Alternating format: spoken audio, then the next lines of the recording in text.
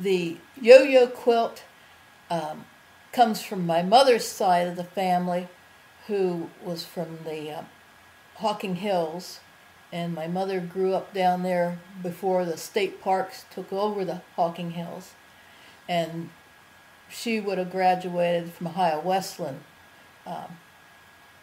College, and she graduated in 1931 in the middle of Depression with a teaching degree. And when she checked into things, there was like 2 places in the state of Ohio that had openings, and one of them happened to be some positions in Coshocton County. There was a job down by West Lafayette and a job up here at Tiverton. You know how hard it is even today to get from Coshocton to Tiverton. She managed to find her way up here some way, and because they told her to go, talk to the Board of Education up here. And so she came up here, and of course only to find out, they were all out in the fields and everything.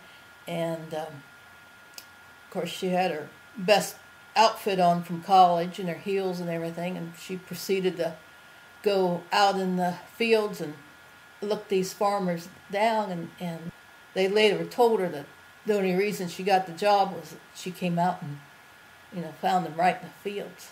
Mm-hmm. That they were impressed that she would not sit in the house waiting for them to come to her.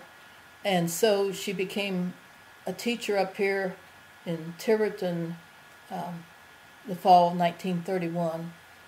After the first year of being up here, her father died. My grandfather died down in Laurelville, and it was in the middle of Depression, and there was no money during the Depression, so she had to bring her mother and her brother up here to Tiverton. It was a hard time for them because in Laurelville they'd been used to having electricity, and there was no electricity up here. So she brought her mother, and she ended up bringing her grandmother up here to keep her mother company, and that's why they were up here in the winter of 1932, and that's how they spent their time making the yo-yo quilt.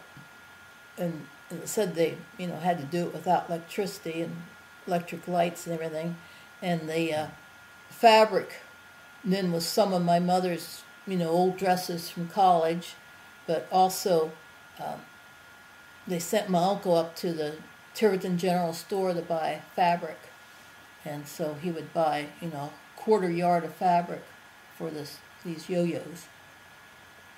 And he went on multiple trips, or? Oh yes, I mean, you wouldn't have that much money at one time to buy a lot of yardage. So he had a good eye, did he? Or did they give him very specific instructions about what? Well, it was probably whatever fabric was in stock at the time. There wouldn't have been that much choice in the Tiverton General Store of what was available. That's how the yo-yo quilt began to exist, because they had been up here in the winter with nothing to do.